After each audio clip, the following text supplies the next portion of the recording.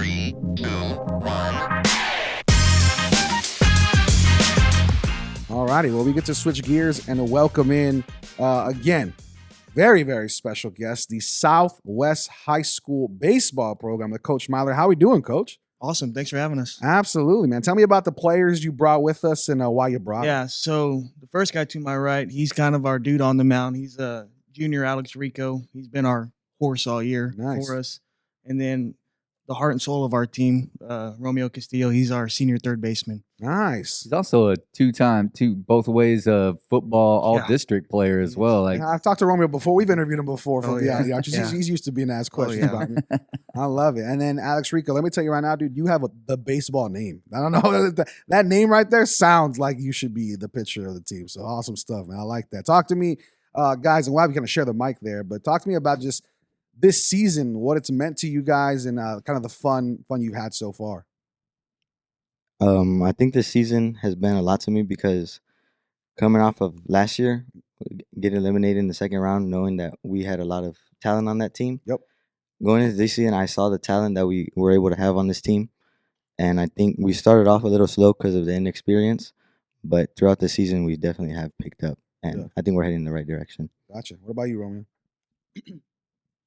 This year has meant a lot to me as well. It's my senior year. Yeah. My last year, I played with my brother, my cousin. You know, got a lot of family on this team, a lot of family in the school. So it meant a lot to me. What's it like having all that family there, man? It's a family affair every baseball game, it seems like, man. So talk to me about that, looking up into the crowd and seeing all the family. Yes, sir. It's chemistry on the field. Chemistry, a lot of chemistry. Got my cousin in the outfield, my brother at second base. Something my cousin pitches as well. Wow. Yes, sir. And seeing the family out there supporting, always a good time. That's awesome. Coach Myler, talk to me about switching from one family to another family, being able to coach with your own dad. Talk to me about just that experience. How's that been? Because I'm sure it's not always easy. No, right? So it's talk not. to me about that. It's real hard when I got to pick him up from the retirement home in the morning and bring him over here. It's real hard. I love it, man. No, it's awesome. You know, he brings, godly, he's been doing it for, 40 years now, I think. I heard he coached like St. Peter or something like that. Oh, yeah, man. Back in the day. Oh, yeah, a long time ago. No, so it was. They were actually hitting rocks. Yeah. So, because especially coming from my first year, my assistants did a great job, but they were both young like me. And then these next 2 years, I get to bring a guy who's been doing it for 40 years, and he's calmed me down because I'm sure people left Dragon baseball games my first 2 years thinking I was crazy, but you know, he's just brought a sense of calm, and I can go to him. Sure. And I don't have to be the bad guy all the time. There's times where it's like he reads my mind and he goes and gets on the kids before I do, and I can kind of sit back. But it's been I'm able to ask questions to a guy that's got a lot more experience than I'll ever have, and that to me that's been the biggest thing. Have you put him in timeout just to return the favor every once in a while? Like, sit down, bud.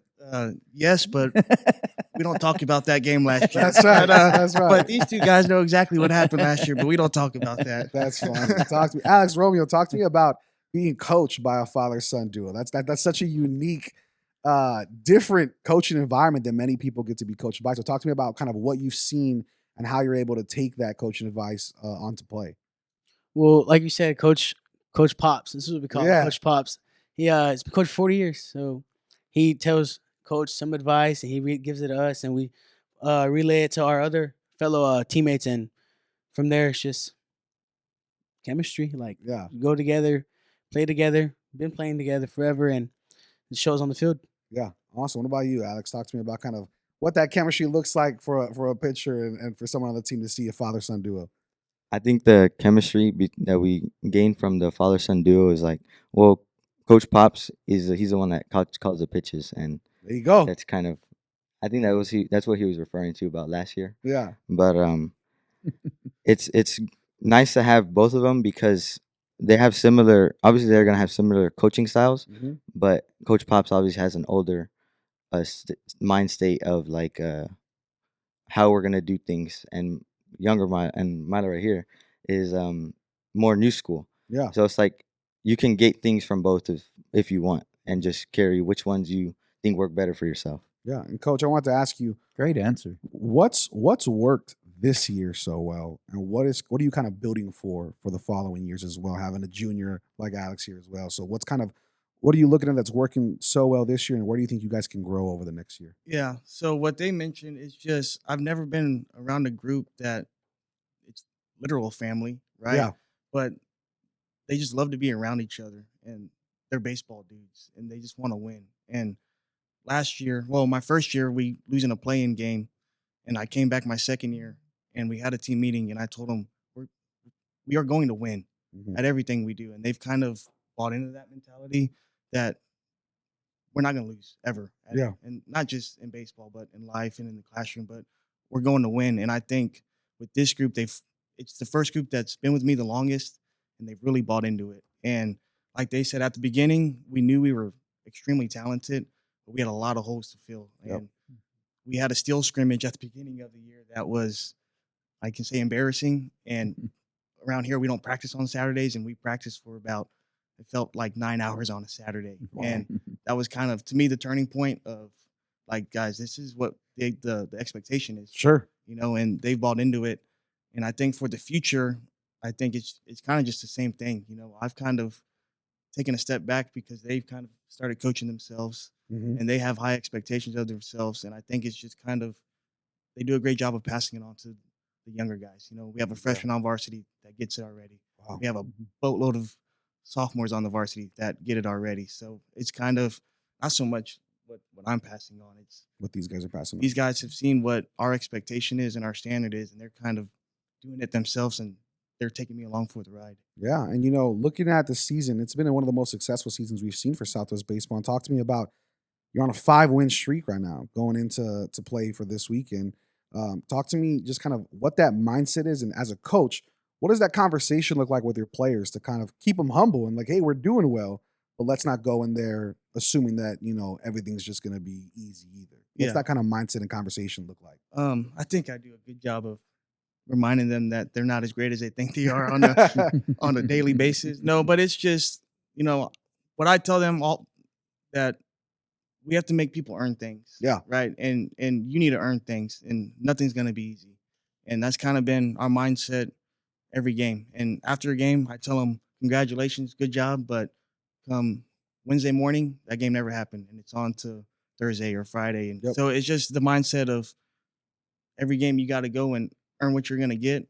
And then win or lose, we flush it and we go on to the next one. I think they've really done a good job about that. You know, we've lost some tough games, and then we come back the next day and it's like it never happened. You know, and Yeah. so they do a good job of taking good and bad and getting rid of it, and we got to go get ready for the next one. I got you. And then, Rob, talk to me about being, Coach brought you in as the heart and soul of this team, is what he called you, right? So talk to me about that role. What kind of pride do you take in having that role for the team as a senior? And if you could explain to us and the viewers, what does the heart and soul of this team look like? What's at the heart and soul? What do you guys hold near and dear to you all as far as creating kind of like a team image? Well, heart and soul to me is obviously a role model, Mhm. and I know the young guys look up to me, and it makes me feel like good. Yeah. Yeah. So I got to do things right so they can do things right, and like leave a legacy. You know, like Yeah. especially with my brother, got to teach him. My cousin, got to just pass things on, and so they can be the heart and soul, Yeah. and just lead our team to some victories. Yeah, absolutely. And Alex, talk to me, man. Not everybody gets to be a pitcher like you, right? And everybody has the speed, has the coordination, has the velocity. Talk to me about how much you enjoy being a pitcher, and also kind of the stresses that come with that for people who don't know, right? Talk to me about how you're able to take that in stride for Dragon Baseball.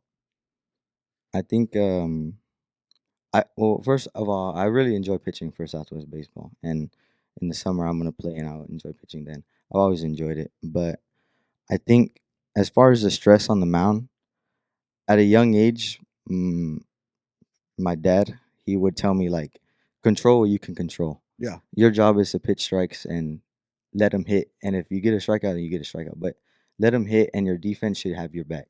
Mhm. So I think knowing that I have a defense behind me allows me to reduce some of that stress Sure. and just do my job on the mound, and it leaves me more consistent at throwing strikes and just doing what I have to do on the mound and letting my defense work. And then I think that's how I get through most of my games. Yeah, I love it, man. I love it. And the reason I wanted to ask about that stress, coach, is because there are a lot of games on that schedule that were 3-2 victories, right? Or 4-2, where it comes down to kind of like those last innings. And how are you able as a coach?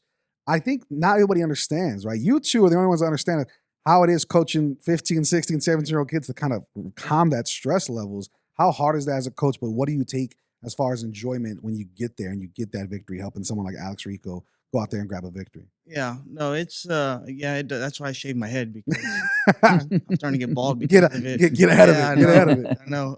No, it's so I would say my first 2 years I would be in like panic mode fast. Yeah. When games would start to get close and the tension would kind of fester from me to them. Where this year with this group, for some reason, and I don't know what it is, I can sit back and you have Rome on the field who can get after the kids and stuff like that. I know he's on the mound, and I look at him, and a hurricane can be going on around him, and he's just going to stand there and throw strikes and get us out of it. So it's just this sense of calm, like we're okay. Like we're going to find a way to win this game. We're going to find a way to get out of a bad situation, and it's made my job a lot easier. But it's all credit to those dudes because I just sit back and it's just this.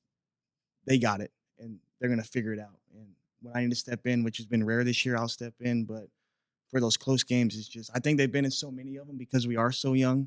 Yeah. And with still a lot of returning guys that played key roles, it's just been like they've done it before, and we'll figure it out, and we'll win a game. I got you. Well, I'll tell you what, man. Do you have any questions, Coach, before? Yeah, I mean, we've talked a lot. Coach Myler and I have talked a lot about a couple of things. I think one is a great microcosm of their season and how they played was probably last Thursday when they played Legacy and they're down, was it 2-0, something like that? 2-1. At 2-1, and then it's bottom of the sixth, somewhere in that range, and just kind of scraping out hits and scraping out walks and, wearing a pitch here and there and doing that kind of stuff to like you said, earn those runs and everything. But the other thing that we've talked about on here when we talk about Dragon baseball, but Coach Myler and talk about just your pitching staff. Like when we talk about, Coach Myler and I have been talking, all of our coaches, when we get in the playoffs, we kind of put together a game plan for the first 2-3 rounds, where we want to play, what it looks like,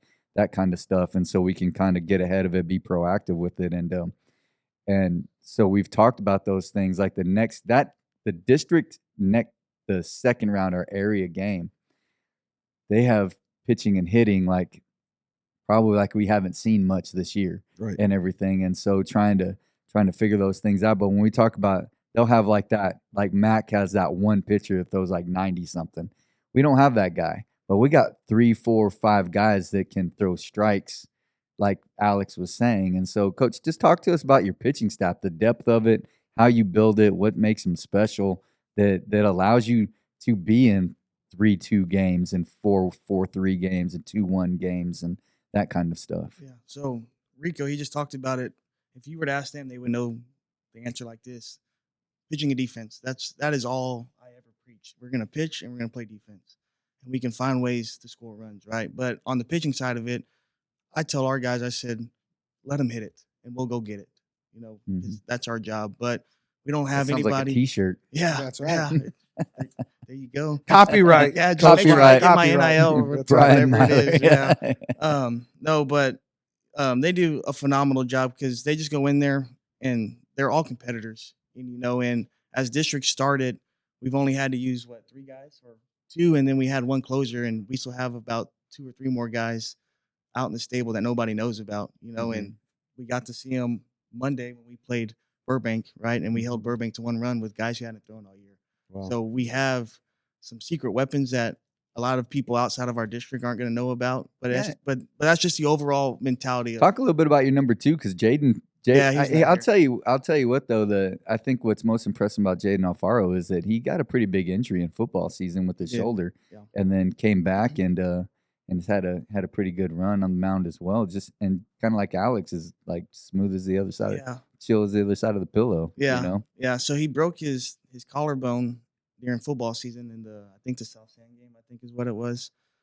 So yeah, that was a big scare, but thank God it was his right arm, and he's a lefty, right? So, but no, his freshman year, he would throw in a few games. Like, okay, man, this guy, he may be pretty good. Right. And then he came to me during the offseason. He goes, Coach, I'm gonna be the dude. And I said, well, no, you're not, because we got this guy, but you can be the other dude. And he's done a phenomenal job. And he's just like him. He's just a great competitor, and he's such a perfectionist, where good and bad at times. But no, he goes out there and he does a phenomenal job. And it's nice to have that funky lefty on your side that nobody gets to see. I love it, man. And Romeo, tell me, like, one of the biggest games of the season was that South Sand game, because it was about, and Coach Myler and I talk about this a lot, with the way it's fortunate and unfortunate the way that we split in Division I, Division II now, because really it's your goals become, one is make the playoffs. That's what we always say. But then two, which we've done a really good job of that this year at Southwest High School, and then two is to get the number one seed in whichever, and it's at Southwest High School is always going to be in the Division I area. It's just a matter of what seed it is. So get your seed and then win the district championship, which that's kind of why it's a little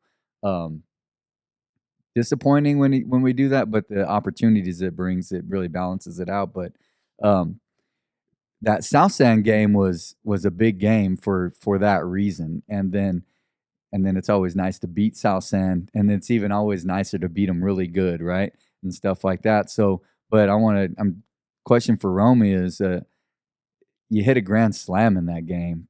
What a big game, and then doing that, and then just kind of like burying them to like, it's over. Don't even worry. We're not going 7 innings with you guys. Talk to me about that game and just that play and just how that felt, and being the heart and soul and delivering like that. Yes, sir. My mom works at South Sand. There you go. That just added a little to it too. So she knows the baseball kids, and they tell her, "Oh, we're gonna beat South Sand. We're gonna beat Southwest. We're gonna run rule them." So okay. So we go out there, we do our job, and it's baseball. It happens, and I got a hold of one, and it went over, and it's just stay humble. It's hard to stay humble, but yeah. I got family, got brothers, so it wasn't that good, like just chill. I'm like, all right, yeah, gotta. But it was always good to like, oh yeah. But for like the next 30 years, remember when we 10-run ruled you and I had my grand slam, and the families in the stands going crazy. Yeah, so like my mom, hot dogs and talk. Yeah. My mom, I'm still gonna wear blue. I'm still gonna wear blue. So yeah, added fuel to the fire. Yeah. So it's always cool, especially because she works there. Yeah. So it was pretty cool. That's awesome. neat. That's cool. Awesome, man. Yeah. Alex, talk to me about, is there any major league players that you guys kind of like try to emulate, or that you guys are really big fans of, that, you guys try to look at the game and kind of maybe take things from them to kind of use for your own? Major league players, well, I look more like last year I would look at college, and I mean, I would pick up some just some like grips of pitches from like Paul Skeens. I mean, he's throwing like 100. Yeah, I'm nowhere near that, but like but the grips as far as like what they've allowed me to do with the pitches I throw, they help me a lot. And like who's the guy you compared me to last year? The closer? Oh, the closer. Because last year I was a closer. You said I was some guy from, I think it was the Yankees, the closer from the Yankees.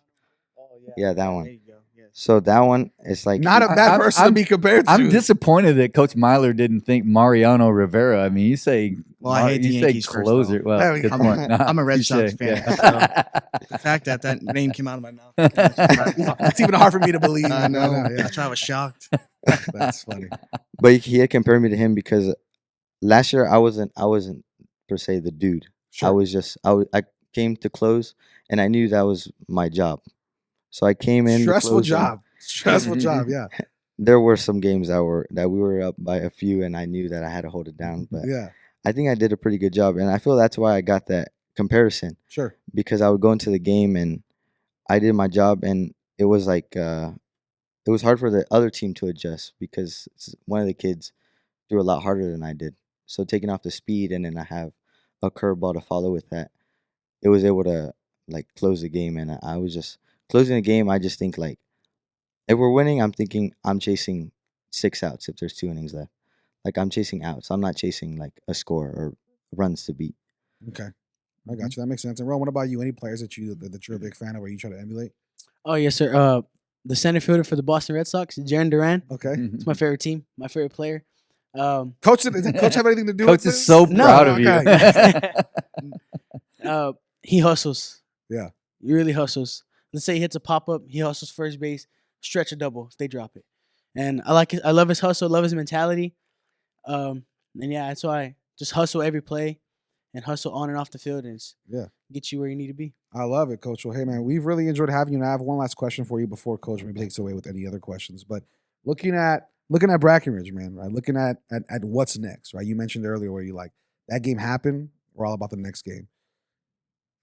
Last time out, you faced Brackenridge. It wasn't super, super tough for you guys. But what does that conversation look like preparing for this game? And kind of what's the game plan? If you obviously don't give all the secrets, we know that. But I'm saying just for the viewers, for the community, what's kind of the game plan of what to expect for Dragon Baseball for this series? Yeah, so I'm glad you mentioned that game because I told the guys, I said, don't expect that same team to show up on a Thursday because they are much more improved. Yeah. And it's going to be tough. No, so they have one guy on the mound that's pretty good. He kind of reminds me of the kid that threw against us Thursday in the Legacy game. Mm-hmm. Very similar, a lot taller, but velo-wise and all that.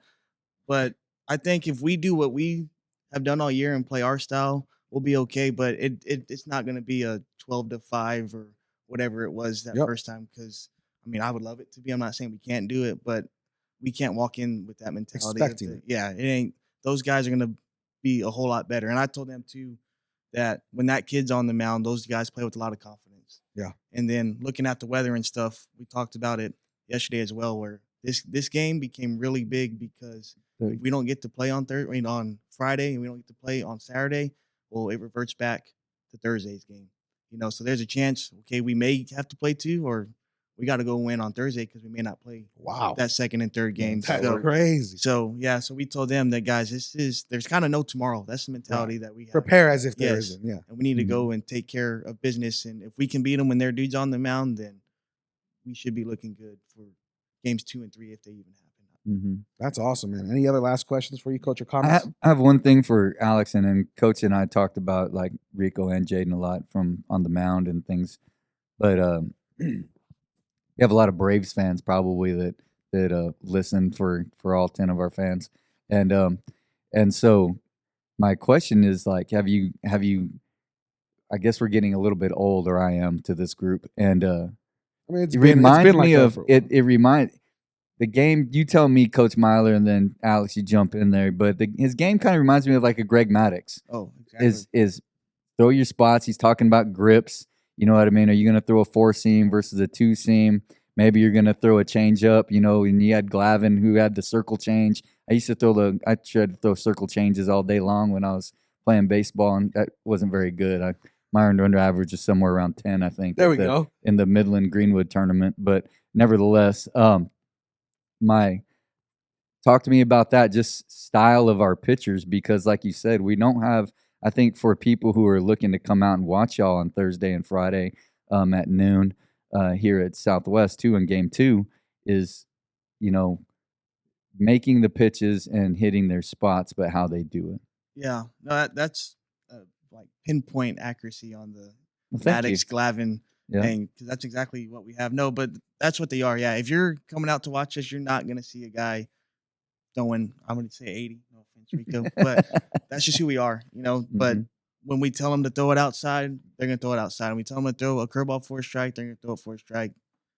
But that's what we preach. I think you told me at one point in time we had a game where we threw something like 70% strikes or something like that. They threw 20 balls, I think, in the whole game. Yeah, Goodness. yeah. Something But that's, like that? I mean, that's Is that kind of- right? yeah, that's kind of turned into who we are. I think when I looked at our all district stuff the other day and I was looking at the stats and all that, I think on the season between the two of them, between Rico and Alfaro, they only have like 15 walks on the year, something like that. Mm-hmm. And not a lot of strikeouts either, but it's just, But that's what he said. yeah, but we don't need it, And our guys, I laugh because I look at other teams and you have that 110 pitch mark, whatever. Mhm. Well, we never get to it because he usually only gets to about 80 pitches.